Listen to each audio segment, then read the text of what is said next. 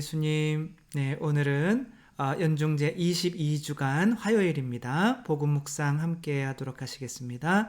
성부와 성자와 성령의 이름으로 아멘.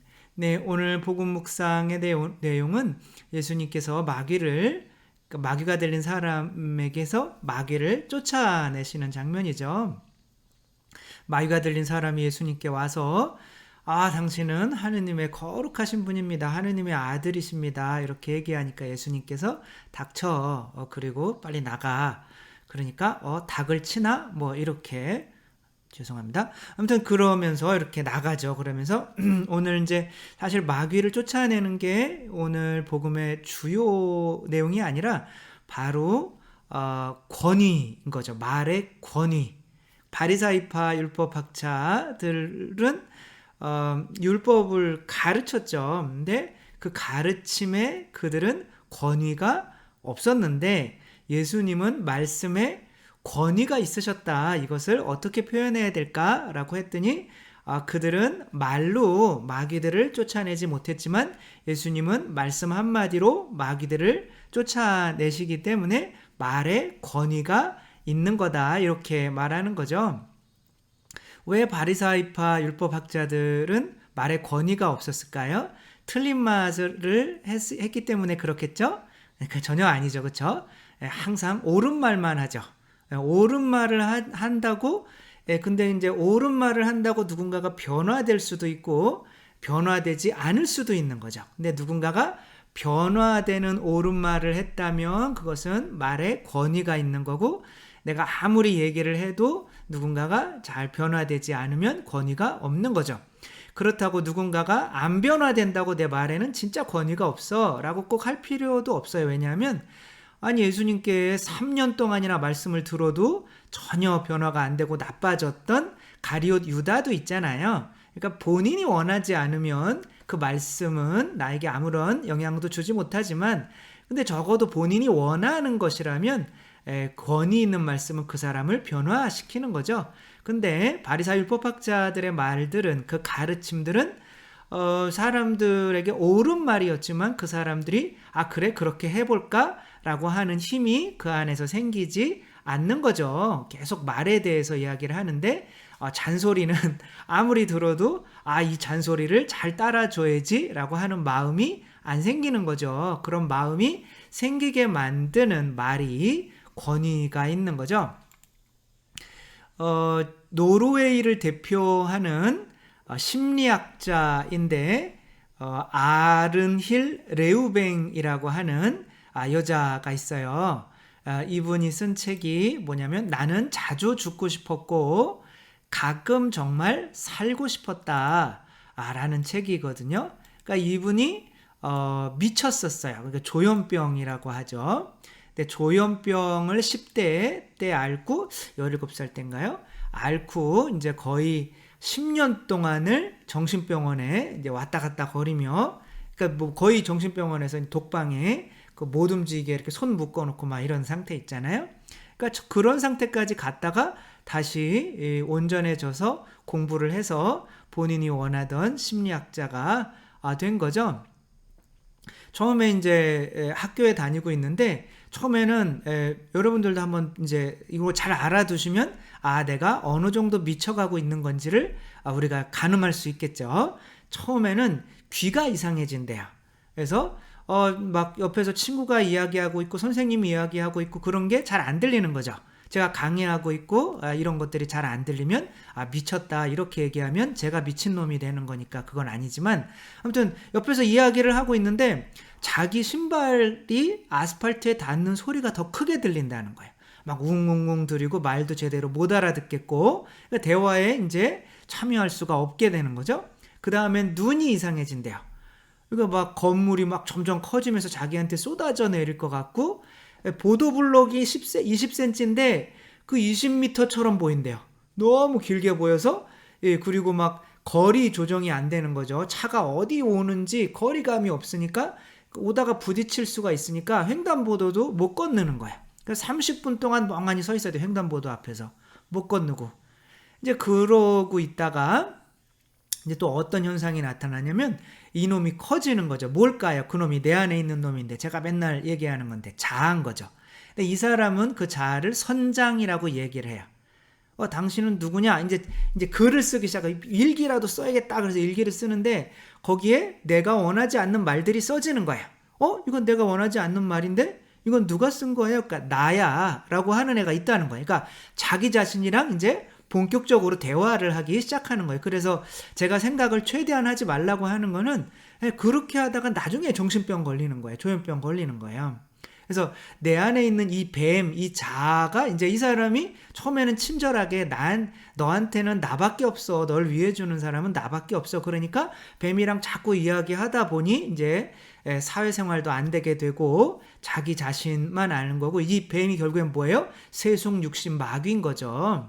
그러니까 이것을 없애주는 게 그 말의 힘인 건데 그래 정신병원에 이제 갔더니 이제 막 묶여 있는 거예요. 근데 너무 공허하더래. 속이 텅 빈 것 같더래. 근데 자아는 너는 음식을 먹으면 안 돼 라고 하는 거예요. 그러니까 자아 말을 들어야죠. 유일하게 내 친구니까. 그러니까 그럼 어떻게 해야 되지? 그러니까 벽지를 뜯어먹어. 그러니까 벽지를 막 뜯어먹는 거야. 벽지를. 막 이불 호총 막 먹고 양말 먹고 막 그러니까 목 막혀서 앰뷸런스 실려가고. 근데 이 사람은 이 의사나 간호사들한테 나에 대해서 좀 관심 좀 가져주세요. 나 정말 너무 공허해요. 뭐가 공허한 거예요? 사랑이 비인 거죠. 텅 빈 상태인 거죠. 그 미련한 처녀, 현명한 처녀 거기에서 나오는 기름인 거죠. 자기 등잔에 기름이 이제 없어져 버린 거예요. 근데 이제 그것을 먹는 거로 채워야 되는데 우리는 성체성혈로 채우는 거죠. 그게 생명의 양식인 거죠. 근데 그게 없는 사람들은 채울 방법이 없는 거예요. 그러니까 뭐라고 자꾸 먹으려고 하면서 나 지금 외롭고 나를 좀 사랑해주고 위해주세요 이렇게 말하고 싶었는데 그렇게 말을 하는데 자기 입에서는 비명이 나오는 거예요. 뭐 이상한 막 그런 막 언어가 나오고 그러니까 이제 그래서 이제 의사들이 하는 말이 이거는 불치병이니까 그냥 안고 살아야 된다. 고쳐질 수 없다. 계속 절망적인 말만 하고 있고 아니 조금 이게 너 생각 좀 하지 말고 저도 말만 하는 거지만 생각 좀 하지 말고 책을 읽고 나가서 사람들이랑 이야기 좀 하고 옆에 이렇게 다 정신병 앓고 있는 사람들이 있잖아요. 그 장기도 좀 두고 아니면 TV라도 좀 봐라. 그렇게 얘기를 하는데 맞는 얘기인지는 알겠는데 하고 싶은 마음이 전혀 없는 거예요. 그냥 나는 그냥 미치고 싶은 거죠. 그래서 뭐 자해하고 뭐 목 매달고 막 그런 정말 이런 상태에서 이렇게 온전해졌다는 게 신기한 거죠. 근데 이 사람은 가끔 살고 싶더래요. 가끔. 이렇게 막 자해를 실패해서 이제 살았을 때 정말 살아야 되는데 뭐 이런 게 아주 조금 있었다는 거예요. 그러니까 이제 뭐 조금 나아지면 밖으로 나온 거죠. 근데 나왔을 때 친구는 또 이래라 저래라 하는데 정말 짜증나는 거죠. 근데 자기가 길을 못 건너오고 있는데 어떤 사람이 차를 세우고 왜 못 건너오고 있냐. 그러니까 어디로 가는데 뭐 이렇게 다른 때 같았으면 막 반항을 했을 텐데 이 사람의 말에는 뭔가 힘이 있더라는 거예요. 그래서 집까지 태워주겠다. 그러니까 본인이 그 사람이 끌려서 차에 타서 순순히 간 거예요. 그러면서 다 잘 될 거예요. 괜찮아질 거예요. 이런 말을 했는데 그 의사나 간호사들이 괜찮아질 거야. 이런 말을 하는 거랑은 다른 거야. 뭔가 이 힘이 있는 거예요. 그러니까 뭐가 생긴다는 거예요? 희망이 생기고 믿음이 생긴다는 거죠. 그리고 새로운 치료사가 왔는데 전문가인 거예요. 그 사람은 오더니 이 사람 차트가 이렇게 두꺼운 거라는 거죠. 그 병원에서도 아주 안 좋기로 소문난 것 같아요. 이렇게 젊은 나이에. 그러니까 이렇게 쭉 보더니 이 정도로 심각하면 이제 다른 사람들은 안 돼요 이렇게 얘기를 했었는데 이 사람은 이 정도로 심각하니까 시간이 좀 더 오래 걸리겠네요. 그런 말을 하더래요. 그러니까 자기는 안 되는 줄 알았는데 시간이 오래 걸리더라도 이게 나을 수가 있단 말이야 라고 하는 희망이 들어오더라는 거예요. 그러니까 여기저기에서 작은 어떻게 보면 권위 있는 말들이 자기 안에 있는 마귀를 밖으로 이 선장을 밖으로 쫓아내게 만든 거죠. 그리고 뭐 하다 보니까 버티다 보니까 아주 강력한 예수님의 말처럼 나가 뭐 이런 건 없었지만 그런 사랑이 담긴 작은 권위 있는 말들이 쌓이다 보니 자기가 이렇게 치료가 되었다고 이야기를 하는 겁니다. 그러니까 우리들이 하는 이야기는 과연 힘이 있는 권위가 있는 말이에요. 잔소리예요. 어떤 그런 이야기도 있죠. 이거 영국의 어떤 그 엄마가 애한테 공부 좀 해라 막 네가 뭐가 못나서 근데 이제 이혼한 엄마였고 이제 아이한테만 기대가 큰 거죠. 그래서 아이가 이제 고등학교 1등하고 스탠포드 뭐 하버드 뭐 대학교에 뭐 합격장이 왔을 때 엄마가 잘했어. 근데 조금만 더 하면은 뭐 우리도 그래가지고 그런 엄마가 있죠. 근데 이제 그랬어 뭐 잘했어 그러니까 그러는데 엄마 미안한데 나 이제 여자친구 사귀었어요. 그러니까 이놈이 미쳤나 이게 이제 시작이야. 너 이제 대학도 안 들어가지고 그런 여자친구 사귀어가지고 너의 꿈이 아니라 자기의 꿈을 이루려고 하는 거죠. 그러니까 막 그렇게 하다가 보니까 막 싸움 나가지고 이제 야구방망이로 엄마를 살해하게 된 거죠. 그러니까 그 기자가 그렇게 인터뷰 때 물어본 거 왜 죽였냐. 그러니까 엄마는 나한테 항상 1등을 해야 된다. 이런 좋은 말씀을 해주셨다. 그리고 1등을 하는데 방해가 되는 것들은 다 치워버려야 된다. 그런데 내가 하고 싶은 게 있었는데 엄마가 나한테 방해가 돼서 내가 엄마를 치워버린 것 뿐이다. 엄마 말씀에 따라서. 정말 엄마의 말은 권위가 있었던 거죠. 근데 자기를 죽였던 거죠. 그러니까 엄마는 그러니까 권위라는 것은 얘 안에서 누군가를 죽이려고 하는 이 뱀의 마음을 없애주는 거, 마귀를 쫓아내는 게 권위인데, 이 엄마는 아무리 말을 해도 그 권위가 없었던 거예요. 왜 권위가 없었을까요? 엄마는 피를 흘릴 줄 모르는 사람이었기 때문에 그런 거죠. 정말 말의 권위라고 할 때 항상 생각나는 게 저는 영화 이거예요. 라이언 일병 구하기. 이제 톰 행크스가 무슨 대위예요. 무슨 대위냐면 이름이 밀러 대위예요. 밀러. 그래서 이제 밀러 간 거는 아니고 밀러 대인 건데 그 베테랑 완전히 싸움 잘하는 사람인데 4명 아들이 다 군대 가가지고 3명 죽고 이제 1명은 이제 적진에 고립돼 있는 거예요. 그래서 나라에서 너무 안 됐으니까 이 사람들을 특공대들을 보내서 라이언 일병을 구해오라는 얘기인 거죠. 근데 다 죽어요. 마지막에 이 밀러 대위까지 죽어가면서 이렇게 얘기를 합니다. 라이언 값지게 살아야 돼. 값지게. 이렇게 하고 죽어요 그냥. 그러니까 귀가 그러니까 목소리도 잘 안 나와서 귀를 가까이 대는 거예요. 뭐라고 하는 건데 라이언 값지게 살아. 값지게. 그리고 그러니까 자기 한 명 구하기 위해서 베테랑 군인들이 수십 명이 죽은 거예요.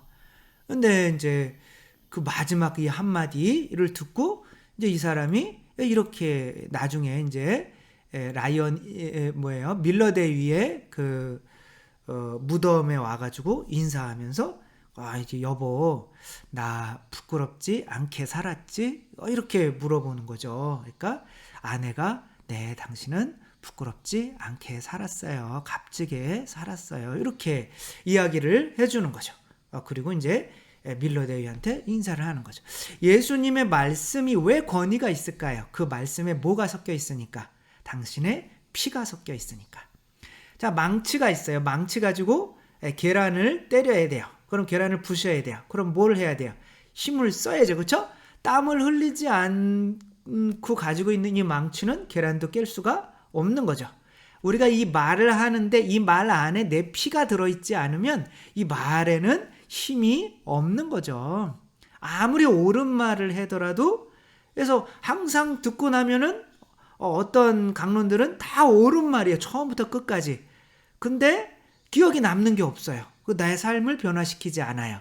그러면서 저는 창피함을 느끼고 있는 거죠. 어쨌거나 그렇게 되는 그런 말씀은 바로 신부님의 피가 그 말씀 안에 섞이지를 않아서 그런 거죠. 왜 십자가를 보면 마귀들이 두려워하고 예수님의 피로 마귀들이 두려워할까요? 예수님께서 그 말을 하기 위해서 흘리신 피기 때문에 그런 거죠. 그 피가 우리 안에 있는 이 자아를 죽이는 거고 뱀을 죽이는 거고 마귀를 쫓아내는 거죠.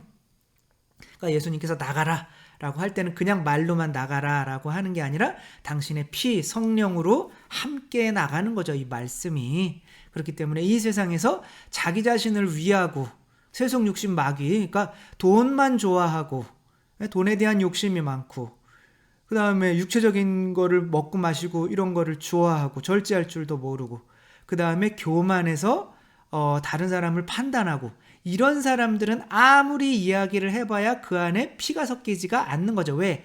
그 사람 본성 자체가 남의 피를 빨아먹는 본성이지 내 피를 내어주는 예수님의 본성이 아닌 거죠. 그러니까 예수님은 본성상 당신의 피를 내어주실 수 있는 본성이기 때문에 예수님의 말씀에 권위가 있었던 거죠. 그러나 바리사의 율법학자들은 세속 욕심 마귀를 죽이지 않고 다른 사람의 피를 빨아먹는 모기에 불과했기 때문에 아무리 모기가 윙윙윙 그래도 감동적이야 이러는 사람 없잖아요. 그렇죠?